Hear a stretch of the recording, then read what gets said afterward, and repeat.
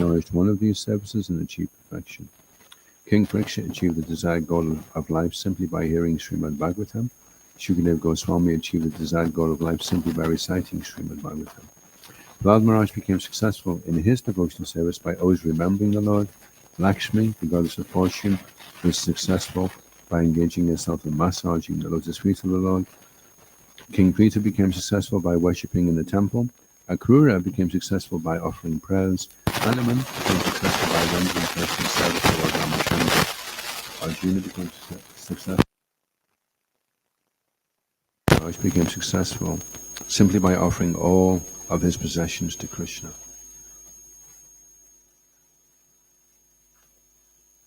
Shri Bhakti Vasamita Sindhu Ki Jai.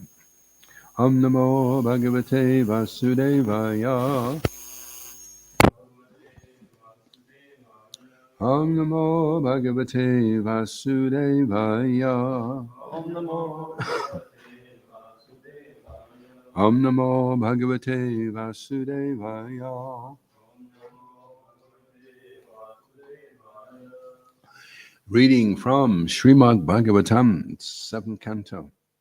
This chapter is entitled, it's chapter 12, and it's entitled, The Perfect Society for Spiritual Classes. And its text.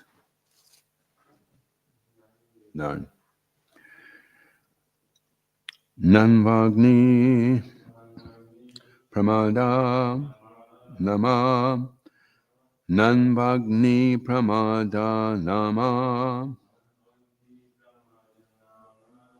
Grita Kamba Sama Puman Grita Kamba Sama Puman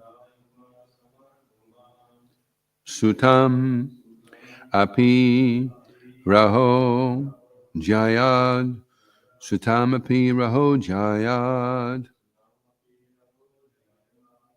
Anyada Yavad Atakrit Anyada Yavad Atakrit Nanvagni Pramadanama Grita Kumbha Samapuman Sutamapi Raho Jayad Anyada Yavadat Atakritat Nanvagni Pramadanama Grita Kumbha Samapuman Sutamapi Raho Jayad Anyada Yavadata Krit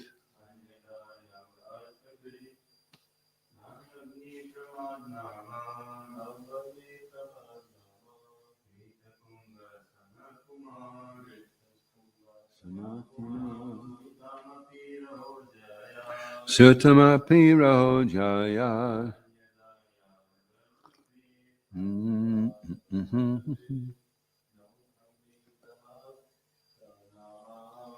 Namvagni Pramadanama Krita Kumbha Samapuman Sutamapi Raho Jayad Yavadat Krit.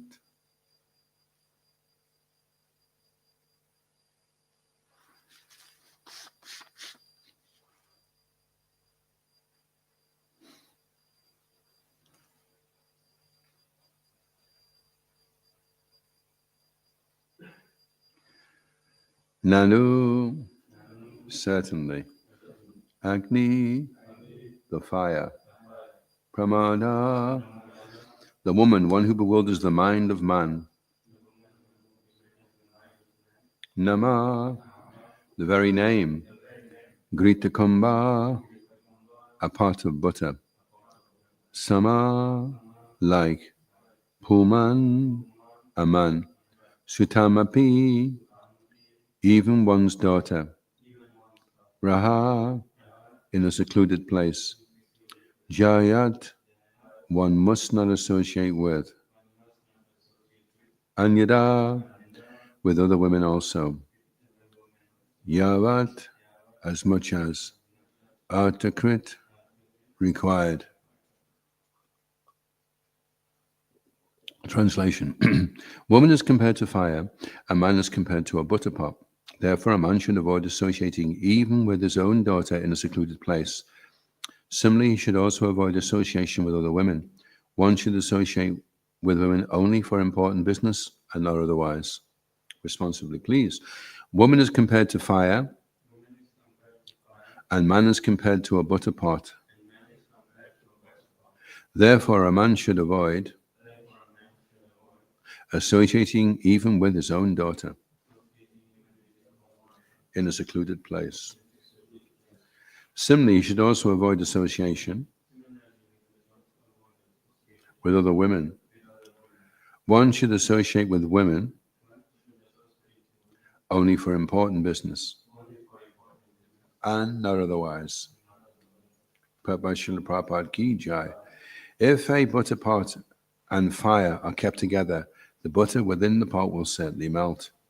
Woman is compared to fire, and man is compared to a butter pot. However advanced one may be in restraining the senses, it is almost impossible for a man to keep himself controlled in the presence of a woman, even if she is his own daughter, mother, or sister.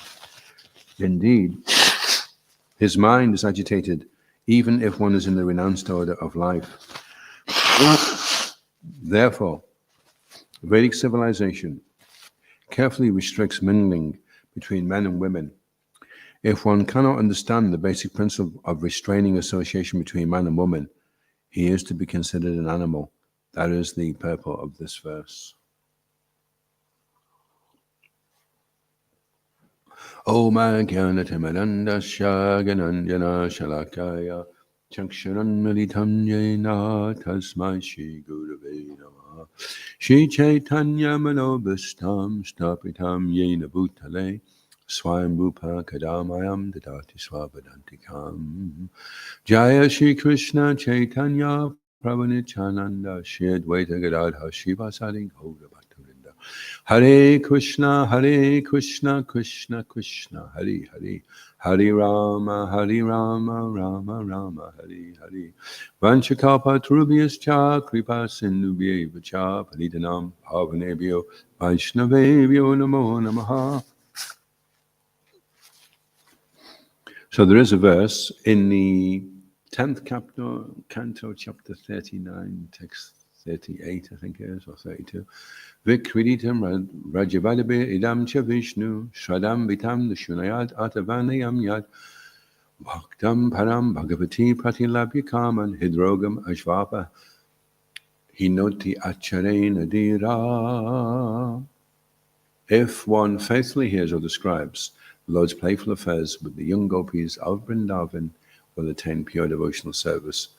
He will quickly become sober and conquer lust, the disease of the heart. So even if you keep the butter pot in the fridge for 10 million years and it's completely rock hard, frozen, and then you pull it out the fridge, immediately it'll melt. And that's the nature of the material energy. And the only way you can avoid that is by becoming aware of the Adi Ras, that the original attraction is between Krishna and Radharani, and we're meant to assist and facilitate and not try to be the enjoyer and the controller ourselves. So it's very simple, but it's very difficult also. Also, Srila Prabhupada makes the point in the first canto, chapter 1, text 1, that because the Mayavadis are saying that the ultimate is oneness, that there is no attraction between male and female in the absolute truth. It's all just a big white impersonal effulgence. Then indirectly they are laying emphasis that the mundane attraction between male and female is the all in all. So then the person's thinking, well, this is it, this is as good as it gets. Other than this, there's just a nothingness. And at least here in the material world, we have this attraction between the male and the female. Whereas if we understand that this is a perverted reflection, and without any inebrities at all, the purest relationship exists in its perfectional state as the origin of everything.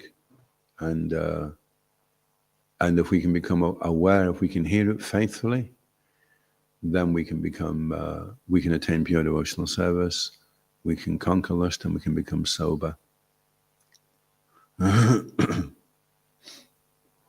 So Srila Prabhupada, he wouldn't, and also Lord Chaitanya, they wouldn't discuss Rasika in the general forum, because it is guaranteed that until one is able to understand Janma Karma Chime Divyam, unless you can understand, then you will naturally have a mundane understanding of Radha and Krishna.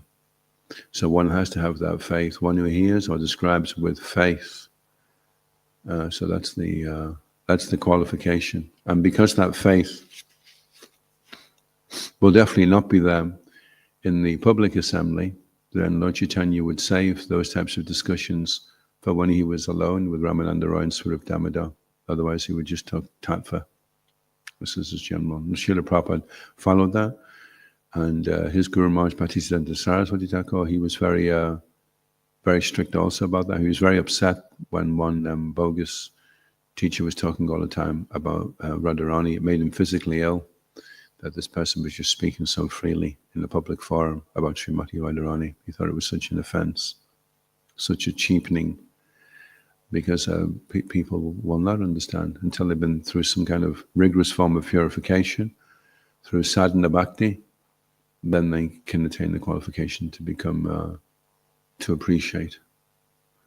And Srila Prabhupada, when he installed Radha Krishna in the temples, he told the devotees approach them as Lakshmi Narayan, because the only way you can really worship Radha and Krishna is Raganuga, Ragatmaka Bhakti. It has to be spontaneous. So because we're not on that level of spontaneity, which arises when we reach Ruchi, then we follow the Vaidhi, we follow all the strict rules and regulations, and we approach Radha and Krishna in awe and reverence as Lakshmi Narayan. And then when we become qualified, then we can understand, we can approach the more intimate, more confidential aspect of Krishna.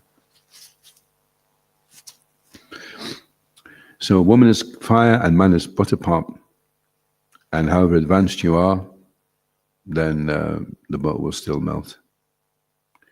And so the symptom of an advanced person isn't that he can stand in front of the fire for years on end and not be affected. The symptom of an advanced devotee is that he's very wary, he's very afraid of Maya, and so he keeps a safe distance. This is the sign of a person who's intelligent and who is advanced.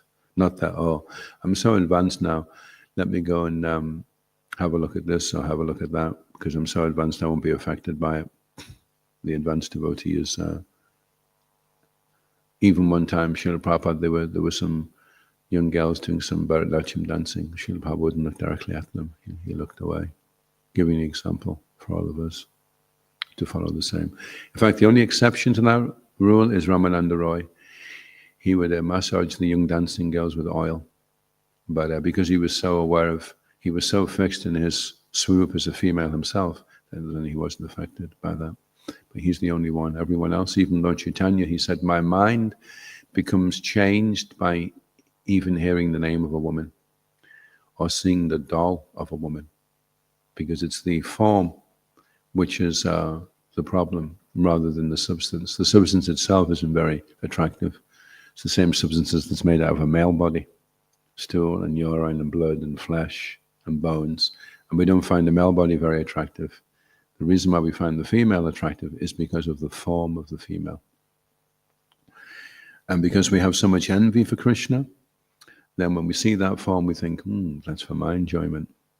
And when we become free of that envy, then when we see that female form, we think, this is for Krishna's enjoyment. So we shouldn't try to prematurely go beyond our station. We should understand where we are at, Niyamagraha, and we should understand where is the next step that we need to take. Are we Kanishta, Majjhima Kanishta, Uttama Kanishta? Are we Kanishta Majjhima, Majjhima Majjhima, or Uttama Majjhima? Or are we Kanishta Uttama? Are we Majjhima Uttama, or are we Uttama Uttama? That's in Sankalpa Kaumudi.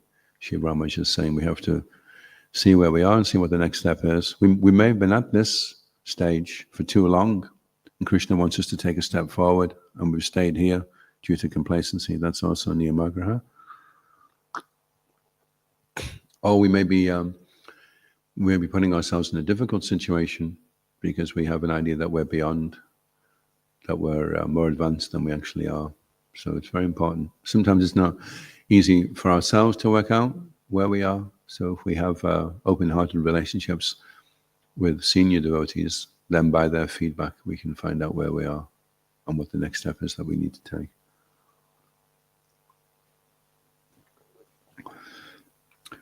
Even if one is in the renounced order. So in the renounced order, it is so dangerous that suicide is recommended for a sannyasi. Of course, Srila Prabhupada did say that if he just continues on with his devotional service, if there is some fall down, then this is the only purification necessary in Kali Yuga.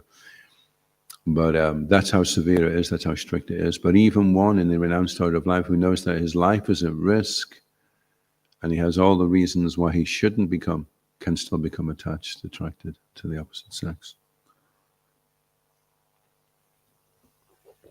And then Prabhupada makes the same point again, as he's made in quite a few purports now in this section, that animal society is a society where it's not recognized that it's necessary to restrain the senses and not mingle with the opposite sex. That's animal society.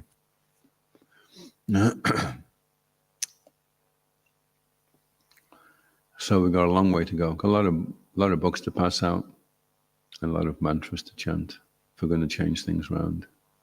Because it's gone so far down the wrong road to the point where there's all kinds of weird and wonderful inventions that are coming in now. People want to identify. Actually, there was 2 girls up in Banff, and they wanted to identify as cats.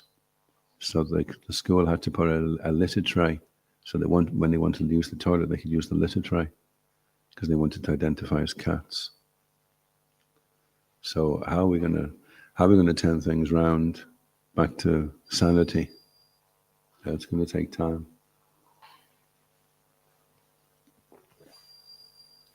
Srila Prabhupada did say that the demigods are queuing to take birth in this movement. But queuing means that they may be standing in a queue looking down, waiting for things to become a bit more organized. And then in the future, we'll see very powerful, charismatic leaders taking birth to help spearhead the Sankirtan movement.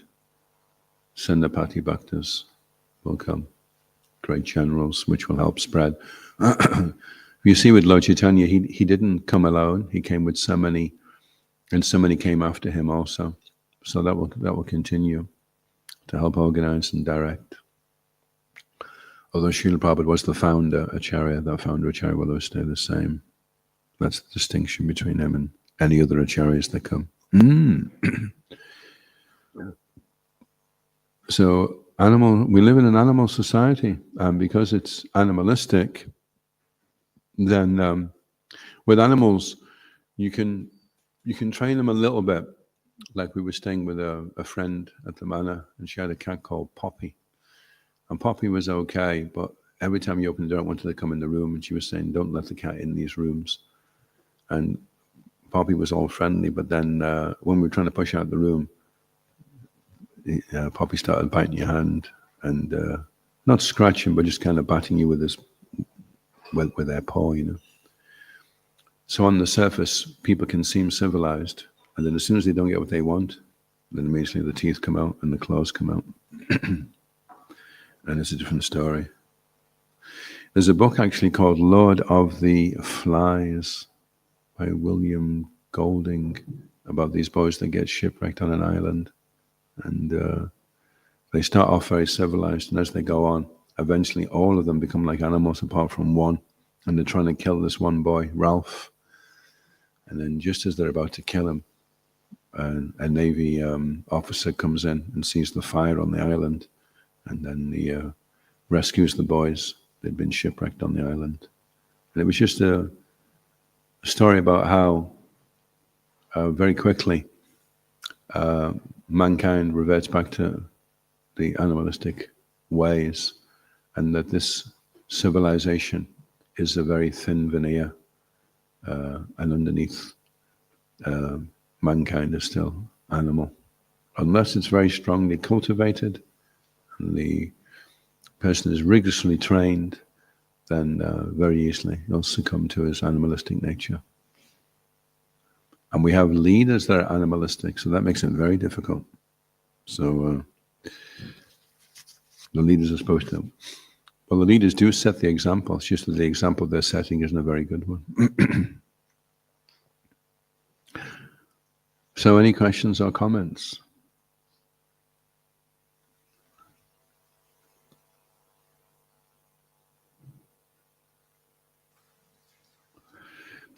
Woman is compared to fire, man is compared to butter. Therefore, man should avoid associating even with his own daughter in a secluded place. He should also avoid association with women unless it's for important business.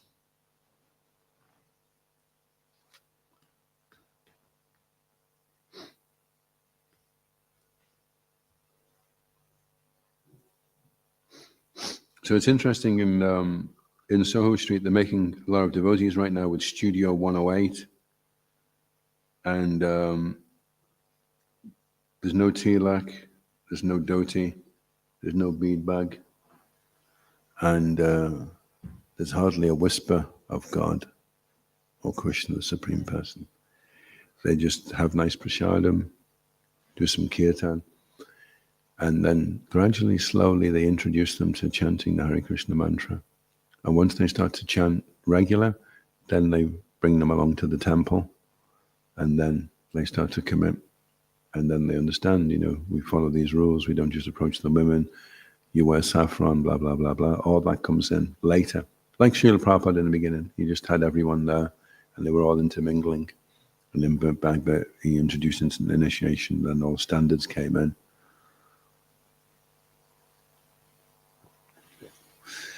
So how to introduce all these standards into society is to, first of all, introduce the chanting of the holy names, and then by that purification, people will understand the necessity for restraining and not mingling with the opposite sex.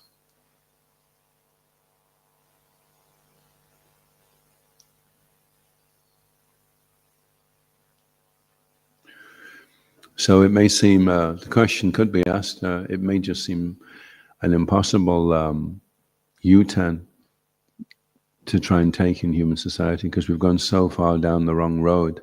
How will it ever be possible for us to turn things around in the other direction? If you go back in the Victorian times, it was even considered indecent for a woman to show her ankles in public. It was all, even when they went bathing, they had a full clothing on, so they could always remain covered. It was very strict, and that's all gone. And now people look at that and they think how primitive it was. Now we've made so much advancement, so much progress. So to get them to turn back around and go back in the opposite direction, that would seem impossible.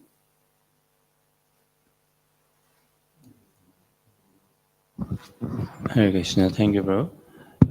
So it says, I'm guessing it must same be applicable for a woman as well, the other way around.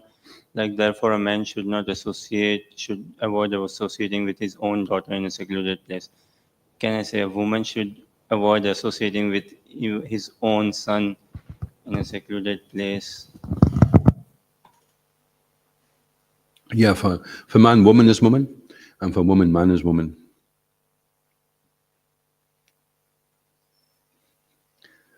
And even sometimes it's the same sex, but they're attracted. The masculine one is attracted to the feminine one. That's dynamic. That's how it works, because that's the Adi Ras. That's originally there. That dynamic is there between Radharani and Krishna. So yeah, either way, it's the same bewildering. The woman is the enchantress, so she's able to entice the man through her form. And the way a man entices a woman is slightly different. The woman's attracted to the security, to the wealth, to the power that the man has, more than just his form, you know.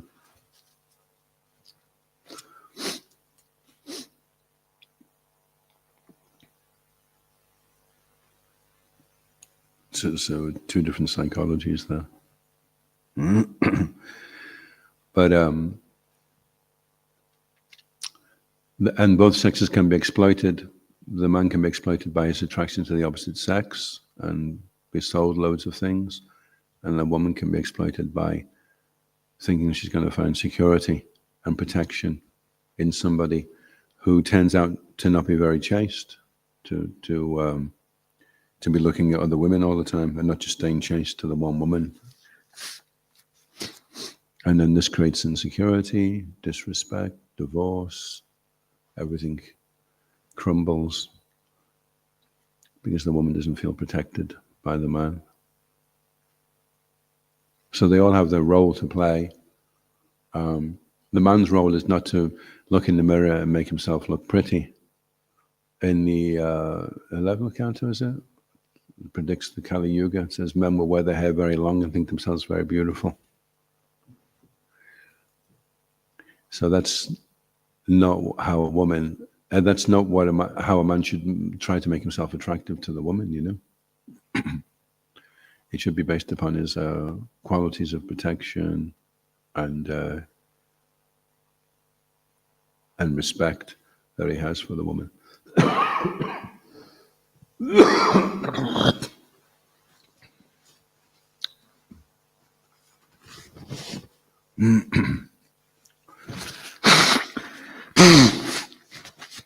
Srila Prabhupada envisioned Varnashram being re-established again. So that's the fundamental principle of Varnashram.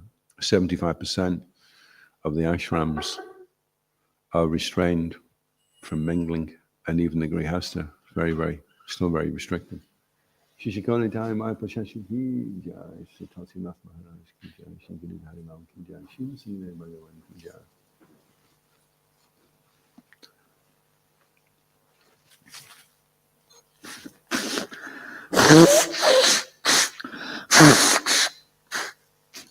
So the intelligent person, rather than fighting with the sources of temptation, he avoids them in the first place, doesn't go anywhere near them. He keeps away from them because he knows that the fire will have that effect and the butter will melt. So he doesn't want to play with fire. If you play with fire, then you get burnt.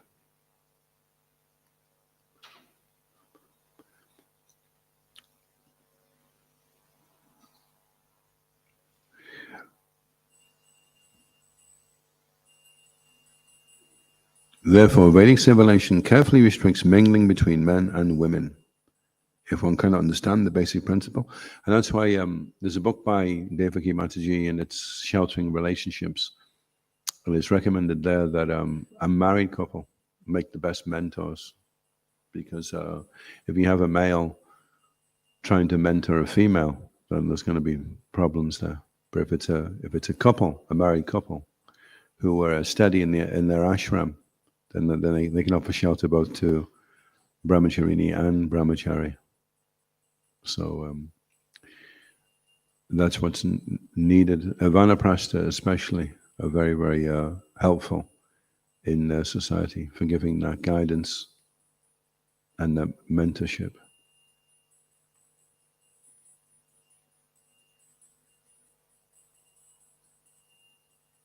And the basic principle is restraining. So later on, it will come to the point where it is natural, but in the beginning, Vaidhi Bhakti, it's very much that we're following rules and regulations, and it's not what we want to do. We're doing things that we don't want to do, we're not doing things that we want to do. That's Vadi Bhakti. You have to follow.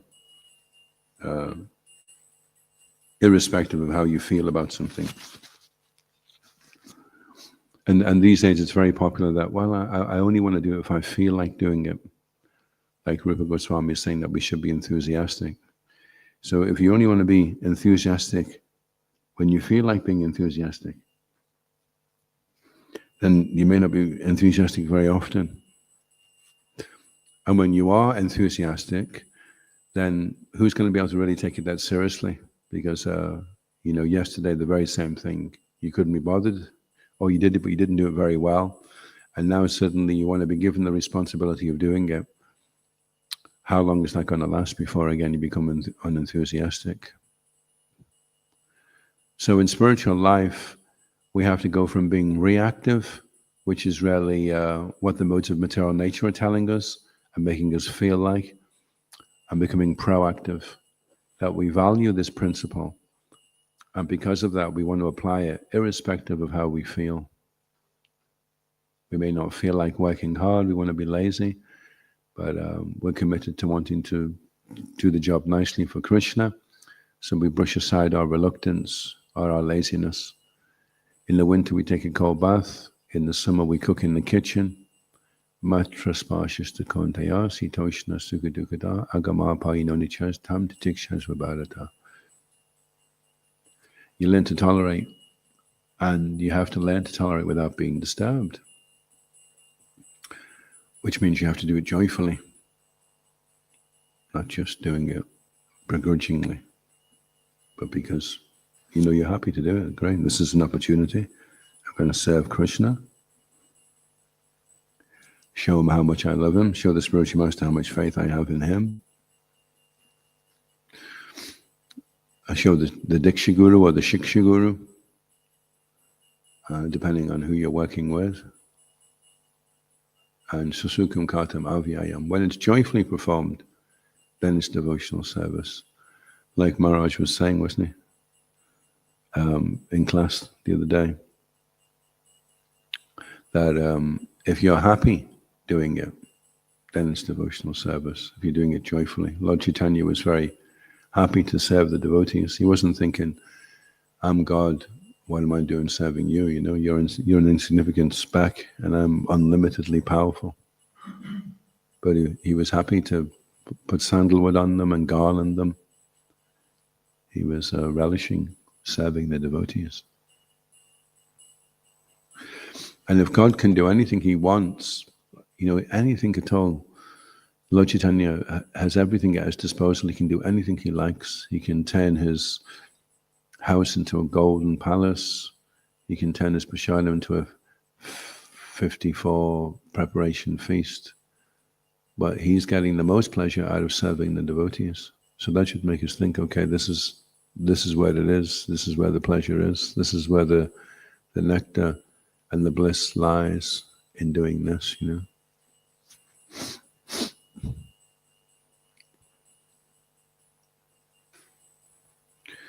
So it takes some time to go through the process of Vaidhi, when the anarthas are removed, and then we become fixed, and then at a certain point the taste starts to come, and then things become very easy.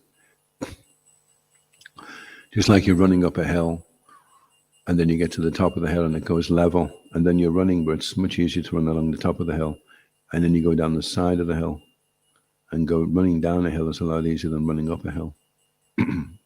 So that's when there's ruchi, that's when your activities are giving you energy. They're not taking energy away from you. It's not a struggle, it's not a push anymore. You're running, and it's very easy to run.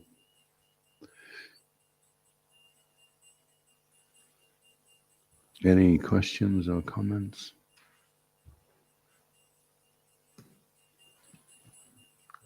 Yep. Hare Krishna, Prabhu. Thank you for your class. Can we ever get free from these, from lust and these material desires we have, or is always there? Always there. Well, Srila Prabhupada said the only time you're safe are when you're in Krishna's arms. So if you have a material body and a material mind, then there's always that tendency. There's always that danger. Just like if you have a butter pot, no matter how long you keep that butter pot away from the fire, whenever it goes near the fire, then immediately the butter will melt. So you have to always keep it a safe distance from the fire, you know. And then when we are very spiritually elevated, we still, like Raganuga Bhakta, he still wants to follow the restrictions. It's not that he wants to, he's not attracted to the woman anymore, but it's not that he wants to break all the rules and regulations and mingle with them freely. He wants to do the right thing spontaneously. He doesn't have a desire anymore to do anything other than the right thing. Whereas before that, then we're forcing ourselves because we know it's the right thing. And because of our intelligence and the knowledge, then we safeguard ourselves against the weaknesses that we have. It's difficult because in Western society, everywhere you turn your face, that attraction is being used to sell and market, and it's there so easily on all the different social platforms.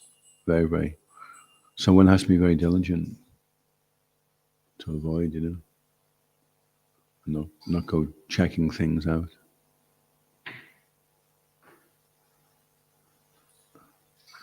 Yeah. Sometimes in the streets, people ask, what we do as a monk, as devotees, as a monks, and someone's asking also, are you not having any relationship? And I say no, and they usually say you're missing out.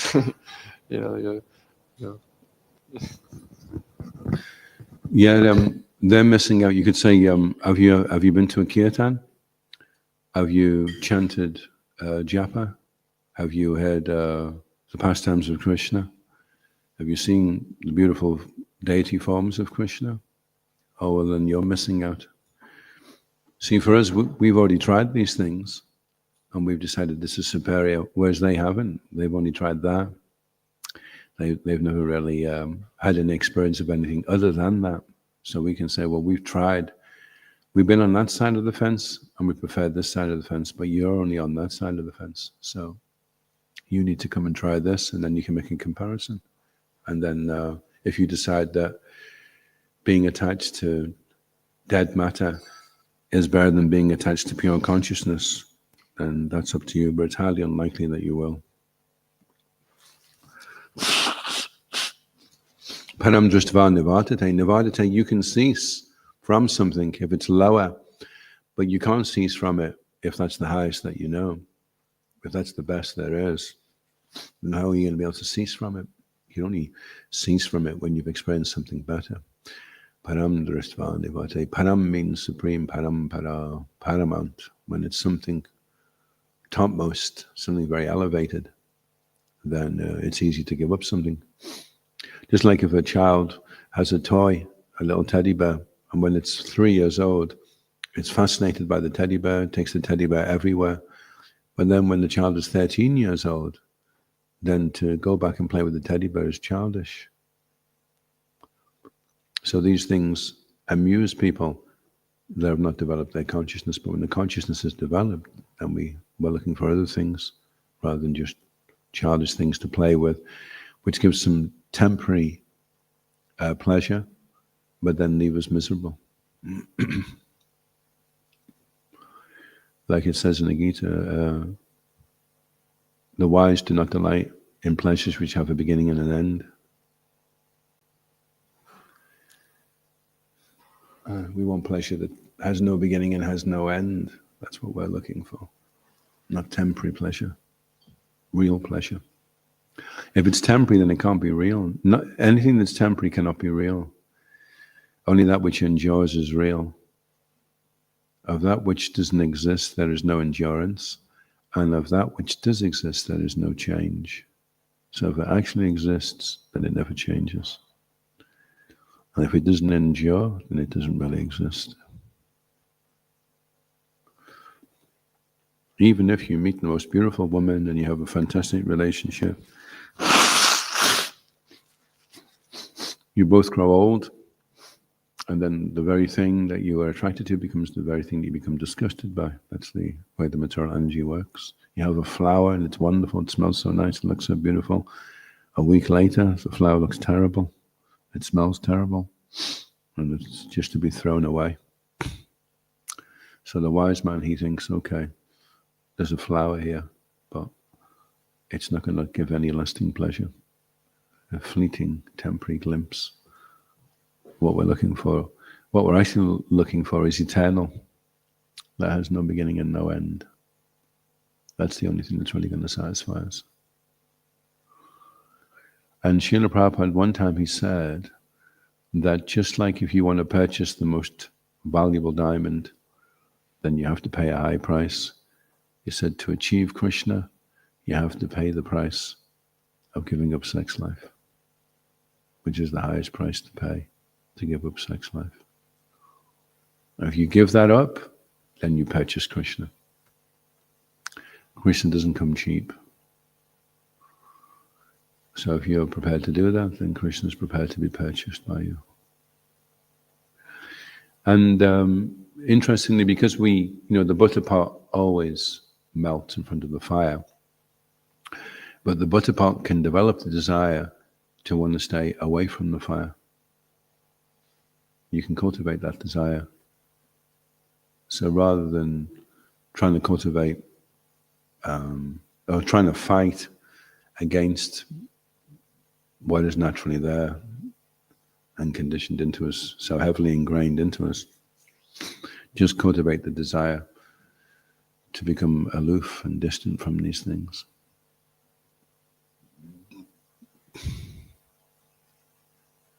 So then we're always proactively pushing away these attractions, avoiding them, navigating through them, so that we don't become ensnared. In fact, I'm just reading now in Manashiksha, the Prayers to the Mind by Raghunath Das Goswami, and in the 5th prayer, he's saying, when these enemies attack you, they're like thugs. There's 6 thugs headed by the head of the thugs called lust. Then he has his cronies like anger and greed and illusion and matsarya, death. These are the nasty things are there. So when you see them approaching you, then he said, call out for the devotees. He doesn't say call out to Krishna, he says call out for the devotees.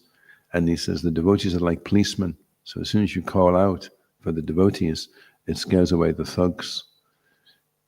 So if you have some people of ill intent hanging around Les Mahego and looking very dodgy, and then you call the police and the police turn up, then they all scatter, they all go in different directions. And it's considered, rather than just calling for Krishna, if you call for the policeman, then this is considered most effective. And that's a commentary by Bhaktivedanta Swami. I'll just find it because it's quite nice what he says. He says,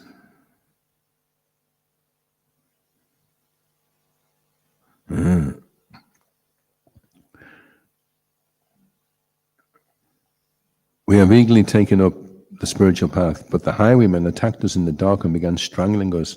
Gali badva hanye aham. If that has happened to you, you have to cry out, they're killing me, help, save me, help. Hanye aham, they're strangling me. Gali badva. Das Goswami says, Vap mappa gani, vap means path, vap mappa means policeman. There are pata pati, robbers, and there are vap mappa, the police, vap mappa gani, and we must call them. But it is a special police. The police, like the gang, has its leader, whose name is Baka Bhid, one who ripped Bakasura apart. That is Krishna. Kurutam, Futkaran, Kuru means, oh mine, Futkaran means shout loudly, help, help. Avatisa yatatvam, mana ita. We will be rescued by Krishna himself when we call for the devotee police officers. Raghunath Das Goswami says that when we're overcome by these enemies, They must shout for help, crying, "They're killing me! They're dragging me to hell! I'm in trouble!" And we must call the Vaishnavas who will save us. He says that what can actually save us is the society of Vaishnavas. There is one devotee friend of mine he used to take very addictive drugs, and he became a devotee, and then he went back to his drugs. He says, as long as I'm here with the devotees, I don't want anything. I have no desire. But I know as soon as I leave, I'll get addicted again.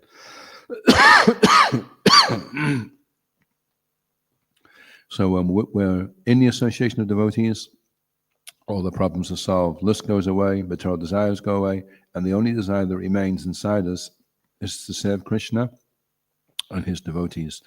To be constantly situated at the lotus feet of the Vaishnavas is the only safe place to be, where we can feel fully protected against all enemies. If there are no Vaishnavas near us physically, then another type of sadhu sangha is reading books and listening to lectures. Hear their words, read what they have written, and think about the verses they have left to us. Doing this will give us the strength to resist the most frightening and powerful enemies that we have inside. Therefore, thanks to modern advances, we can be with Vaishnavas 24 hours a day. Sadhu Sangha is life-saving. It can save us from all these problems. All our problems in spiritual life are due to a lack of spiritual taste. If we had a spiritual taste, there would be no need for any seminars or festivals. We'd be running around like crazy, chanting Hare Krishna, Krishna Krishna, Hare Hare. Hare Rama, Rama Rama, Hare Hare. For as long as our arnatas remain in our heart, we cannot go mad with love. Rather, we have gone mad in a different way. Jai. Iskam Guru Vrinda ki, Srila Prabhupada ki, Nitai Gaura Premanandi, Hari Hari Bo. Peace, grace, Adhoksaja Krishna Prabhu ki. All of you ki jai.